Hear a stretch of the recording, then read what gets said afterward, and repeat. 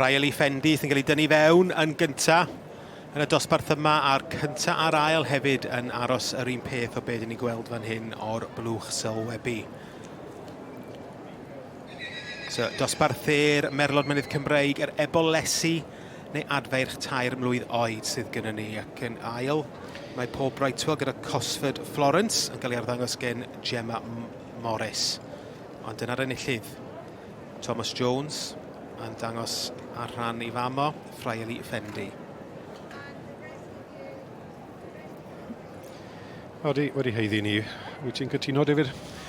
Eboles neis iawn, mae rhai ddeud, mewn cyflwr dda hefyd, ac wedi symud yn hynod dda. Ac yn sicr i'r beirniad hyn. A pleser gweld wrth gwrs Paul Brightwell yn cael ceffil i'r cylch fyd ag cael yr ail wobr fyd. Ni'n gweld siwr oedd hwnna wedi magu wrth gwrs Sun Willow King Lake yw tad yr ail a Cosford Flywela yw i mam.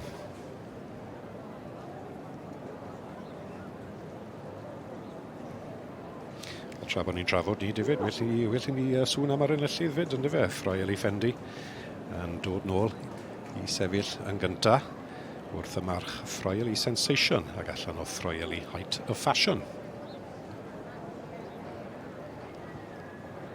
Mi'n siŵr bydd Ann yn cael tipyn o bleser. Oedd hi'n emosiynol iawn yn pa welon ni flwyddyn diwetha.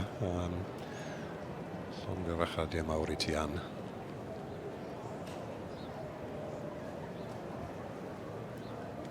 Wel, dyma'n yr Ebolesi sydd wedi dod i'r brig, ac maen nhw'n bictiwr chwarae teg. Cytu Bodley yn amlwg wedi mynd ar ôl patrwm penodol. Dyna'r gair o'n i'n meddwl, y patrwn, ynddo fe. Mae yna batrwn i gael a bod parchu Cytu, bod e'n rhwydd i weld ni. Wel, mae'r het wedi dios, Het y Steward. Felly Rhael i Fendi sydd yn mynd ar y wobr gyntaf.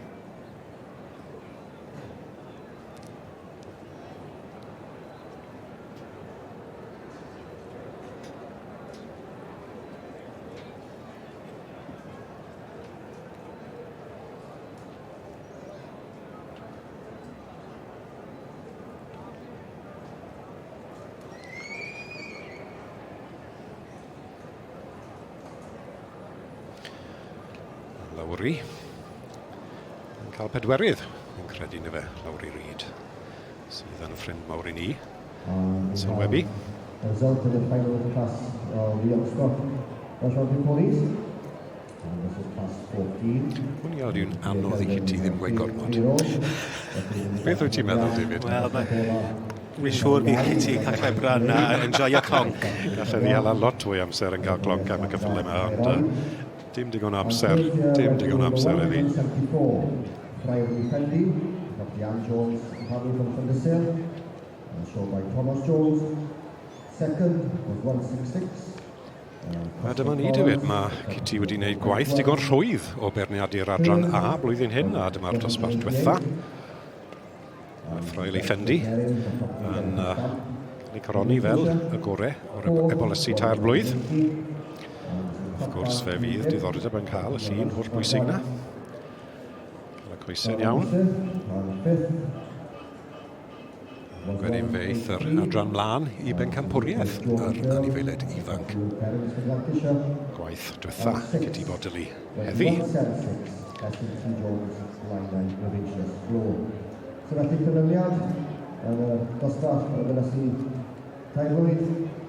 Yn gyntaf, yna ni Tilly Jones o Llanfair, Thomas Jones o Dangos, 1,740, sef Rhael i Fendi, yn ail, 1,66, Cosford Florence, o Technogaeth Paul Brightwell, yn drydydd, 1,88, Bensford Merlin, o Technogaeth Gelding, yn bedwerydd, 1,80, Top Bank Frigate, Cyffordd Welsh Margan, a mae'n ddangos gael wan.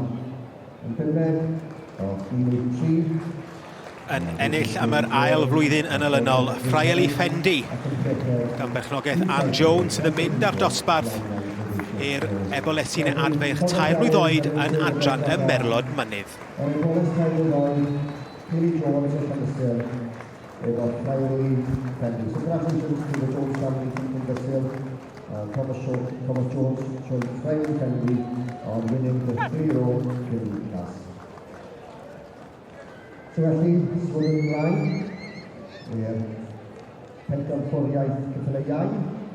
So we will be moving on now to... Wel, Thomas Jones o Frydfa Menai a Friarly yn dangos ar ran dy fam wedi ennill am yr ail flwyddyn yn olynol. Sut ti'n teimlo? Heblaw gloff wedi notiso? Ie, arbennig. Mae fe'n ostan deimlo'n arbennig i ennill yn Sioe Frenhinol. Hwn i fel pinnacle i ni fel arddangoswyr y ceffylau Cymraeg. A ie, ar ben y byd. A sio mae mam yn teimlo? Fi wedi clywed bod i yn y grandstand yn yr eisteddau yn gwylio chi? Ie, mae'n arwle fi'n credu. Oedd hi'n cael bach o brec heddi, lle bod lan yn y stable, ni'n paratoi nhw, gath i fynd i'r grandstand i joio fe o'r ochr draw, hens. Na di, wel llongyfarchiadau mawr iawn i ti, Thomas, a welwn i chi wedyn. Ie, diolch yn fawr hwnna.